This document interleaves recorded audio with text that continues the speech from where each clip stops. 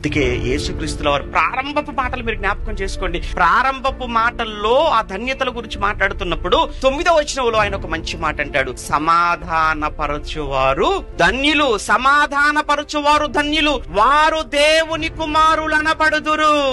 యేసుక్రీస్తు దేవుని కుమారుడు, యేసుక్రీస్తు దైవ కుమారుడు. దైవ కుమారుడుగా యేసు ఏం చేశాడా?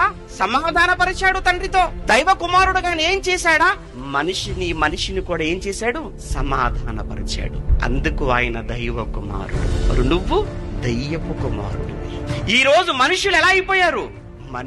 మనిషిని కలపడం చేత కాదు, మనిషిని సాధ్యమైనంత వరకు ఏం చేయాలంటే వేరు చేయాలి. ఏమండి, కలిపే మాటలు ఏమని చెప్తారా? కలిపే మాటలు చెప్పరు, ఐక్యం చేసే మాటలు చెప్పరు, సమాధానపరిచే మాటలు చెప్పరు.